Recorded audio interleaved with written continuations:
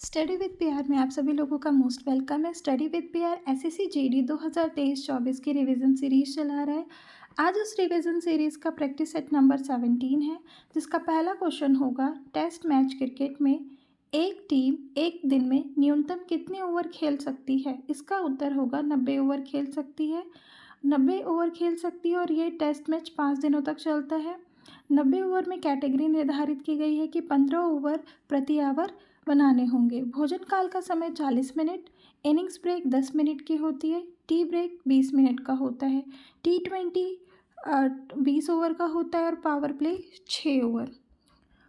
One day यानी ODI एक दिवसीय यानी इसमें 50 ओवर का मैच होता है। 1987 से इसको शुरू किया गया था। पहला टेस्ट मैच 1877 यानी 1877 ऑस्ट्रेलिया और इंग्लैंड के मध्य हुआ था। पहला ओडीआई मैच 1971 ऑस्ट्रेलिया और इंग्लैंड के मध्य हुआ था।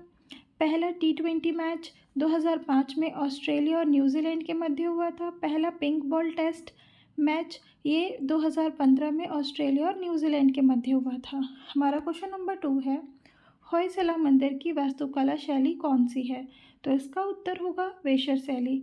जो होयसला मंदिर है उसकी जो शैली है वास्तुकला की वो वेसर शैली है। वेसर शैली को हाइब्रिड शैली भी कहते हैं। यह एक मंदिर निर्माण शैली है और हाइब्रिड शैली दो शैलियों का मिश्रण है, नागर और द्रविड़ शैली। हमारे जो नॉर्थ के टेम्पल होते हैं वो नागर शैली के होते हैं और जो साउथ के टेम्पल होते हैं वो द्रविड़ शैली के होते हैं। होयसला मंदिर कर्नाटक में स्थित है और इसको 42वां यूनेस्को साइट 2023 में घोषित किया गया है। ये प्रस्तावित था और इसको संभावित सूची 2014 से। और होयसला मंदिर 12वीं से 13वीं शताब्दी में बनाया गया। होयसला मंदिर में 3 मंदिरों का समूह है। पहला है वेल्लूर चेन्नाकेशव टेम्पल, 1116 में विष्णुवर्धन के द्वारा बनवाया गया था। दूसरा है हेलीविडु, ये होयसलेश्वर टेम्पल है। तीसरा है सोमनाथपुरा, कृष्ण के 3 रूपों से संबंधित है, जनार्दन, कृष्ण और वेणुगोपाल। और कर्नाटक में ही यूनेस्को की एक वर्ल्ड हेरिटेज साइट है हम्पी। 1986 में इसको शामिल किया गया था। क्वेश्चन नंबर 3 है, नीरू स्वामी पिल्लई और राजा रत्नम पिल्लई संबंधित हैं किस वाद्य यंत्र से। तो इसका उत्तर होगा नादस्वरम। नादस्वरम से ये नीरू स्वामी पिल्लई और राजा रत्नम पिल्लई संबंधित है। हमारे नादस्वरम से और भी कलाकार हैं, शिव सुब्रमण्यम पिल्लई और शेख चिन्ना मौला, ये हमारे नादस्वरम से संबंधित है। क्वेश्चन नंबर 4 है, 2011 की जनगणना में हिंदू जनसंख्या का प्रतिशत सर्वाधिक है। इसका उत्तर होगा हिमाचल प्रदेश। हिमाचल प्रदेश में हिंदू जनसंख्या का प्रतिशत सर्वाधिक है 95.17% यानी 95.17% हिंदू। सबसे कम प्रतिशत वाला राज्य है मिजोरम, 2.75%। हिंदू जनसंख्या सबसे ज़्यादा है यूपी में और यूनियन टेरिटरी यानी संघ शासित प्रदेश में है दादरा और नागर हवेली, 93 यानी 93.93%। क्वेश्चन नंबर 5 है, राजनेता लाल कृष्ण आडवाणी की आत्मकथा है तो कौन सी है। उत्तर होगा माई कंट्री माई लाइफ। हमारी कुछ और भी बुक्स है जिनको हम देखेंगे। फर्स्ट है in pursuit of justice and autobiography, ये है राजेंद्र सच्चर की। नेक्स्ट है wings of fire and autobiography, ये है APJ अब्दुल कलाम की। नेक्स्ट है my times and autobiography of JB Kripalani की है। नेक्स्ट हमारी है माई एक्सपेरिमेंट विद ट्रूथ, ये महात्मा गांधी जी की है। माई म्यूज़िक माई लाइफ, ये पंडित रविशंकर की। पंडित रविशंकर सितार वादक हैं। नेक्स्ट है हमारी my life is my message, ये भी महात्मा गांधी जी की बुक है। The race of my life Milkha Singh की बुक है। My life my rules Sonia Gandhi. My life my mission Baba Ramdev. My times my life Sheila Dikshit. My life and struggle Khan Abdul Ghaffar Khan. इनको लाल कुर्ती आंदोलन के लिए भी जाना जाता है और इनको खुदाई खिदमतगार भी कहा जाता है। क्वेश्चन नंबर 6 है, ठुमरी संगीत नृत्य शैली से संबंधित है। तो ये किस नृत्य शैली से संबंधित है? तो कथक से संबंधित है। कथक के हमारे कुछ कलाकार हैं, अब्दुल करीम खां, फयाज खां, गिरिजा देवी। गिरिजा देवी को ठुमरी की रानी कहा जाता है और ये बनारस घराने से संबंधित है। सविता देवी। क्वेश्चन नंबर 7 है, आर्टिकल राष्ट्रपति की चुनाव की प्रणाली से संबंधित है। तो कौन सा आर्टिकल राष्ट्रपति की चुनाव की प्रणाली से संबंधित है? तो उत्तर होगा 55। आर्टिकल 55 राष्ट्रपति की चुनाव की प्रणाली से संबंधित है। हमारे राष्ट्रपति से संबंधित कुछ आर्टिकल है तो उनको हम यहाँ पे रिवीजन करेंगे। आर्टिकल 52 में है राष्ट्रपति का पद। आर्टिकल 53 में है कार्यपालिका का प्रमुख। आर्टिकल 54 है निर्वाचन। आर्टिकल 55 है कोटा यानी चुनाव प्रणाली। आर्टिकल 56 है कार्यकाल। आर्टिकल 57 है दोबारा यानी पुनः नियुक्ति। आर्टिकल 58 है योग्यता।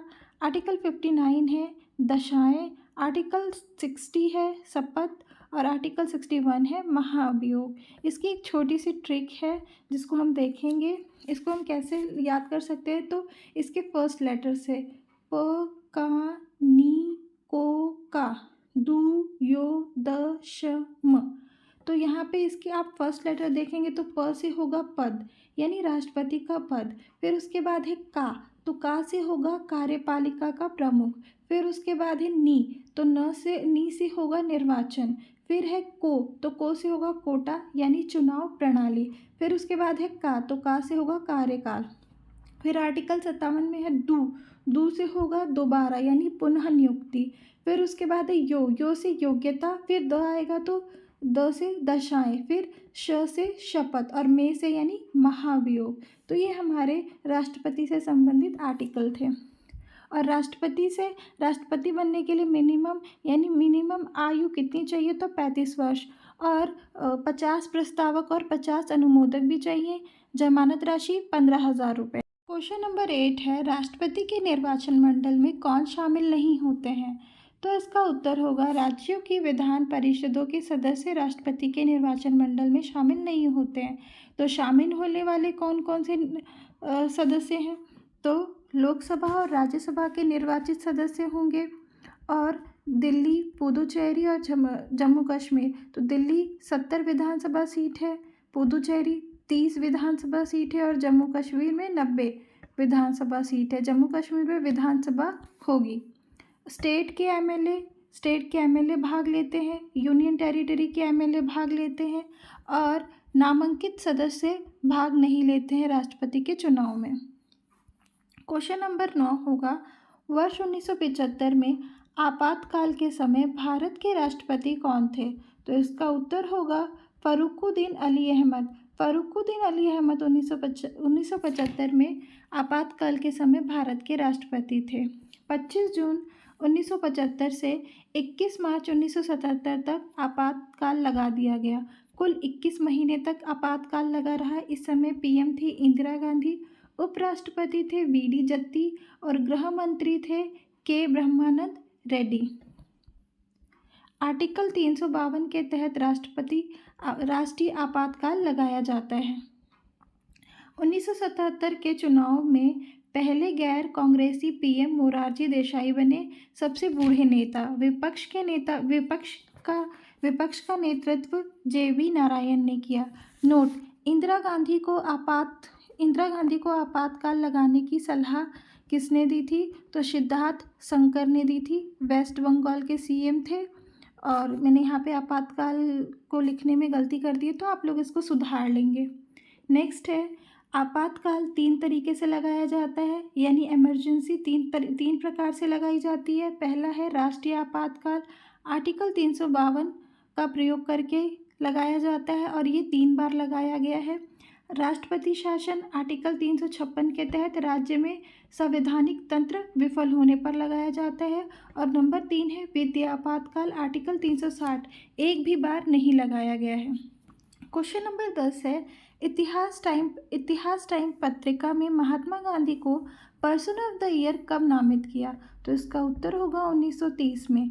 1930 में महात्मा गांधी को पर्सन ऑफ द ईयर नामित किया। पुरुष श्रेणी और महिला श्रेणी के जो हमारे अवार्ड्स थे इनको 1999 में अलग कर दिया गया।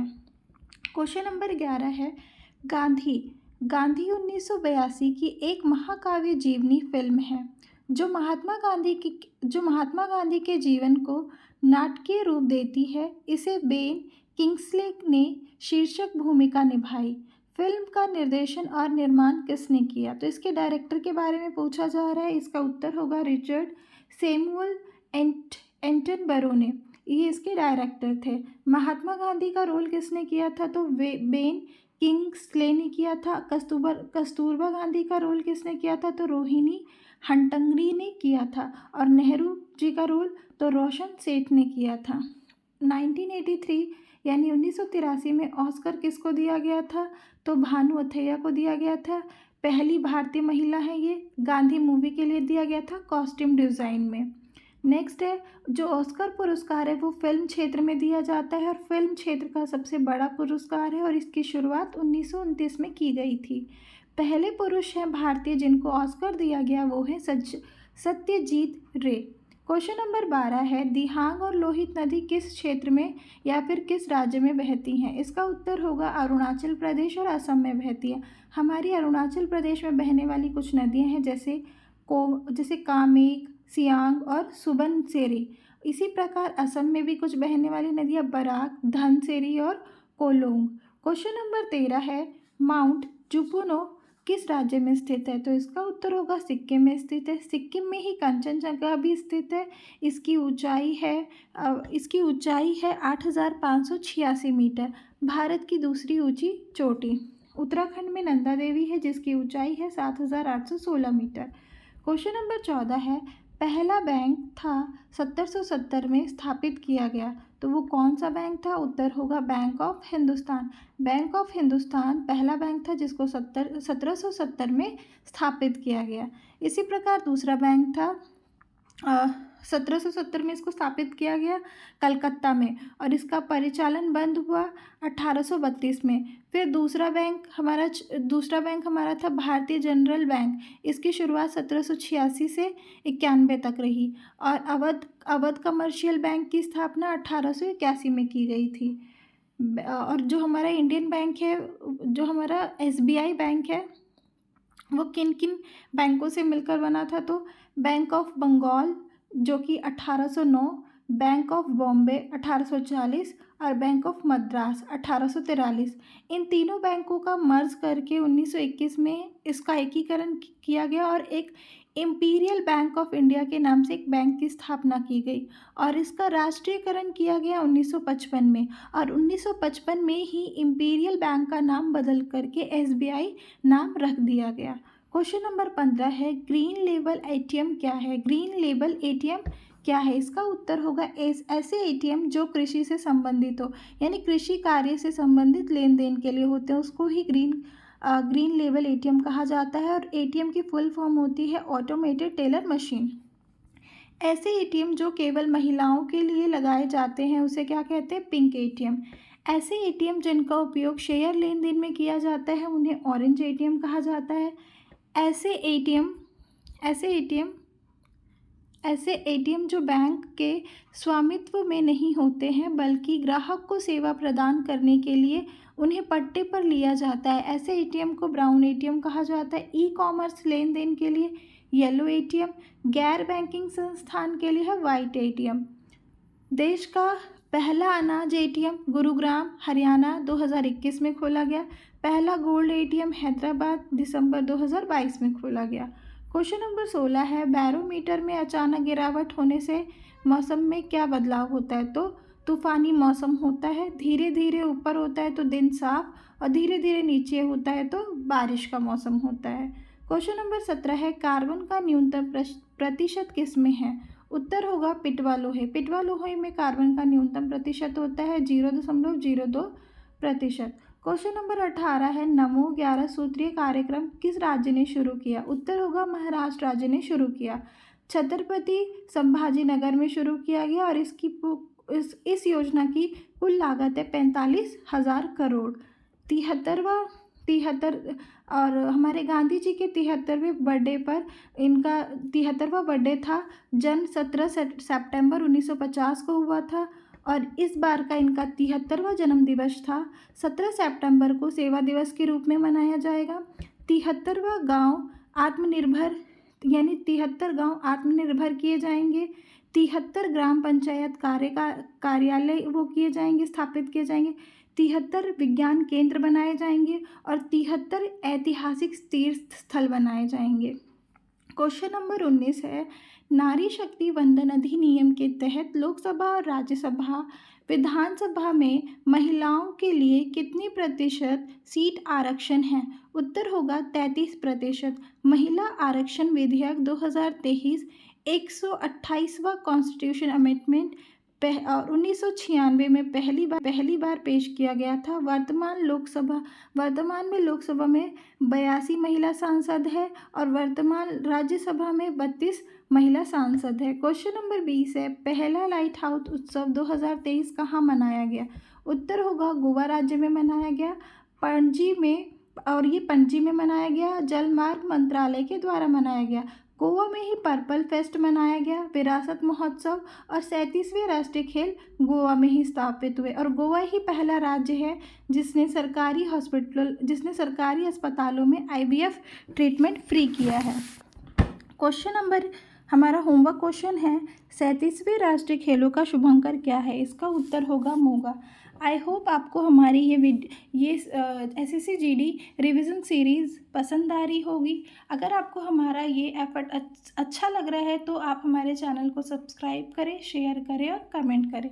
Thank you.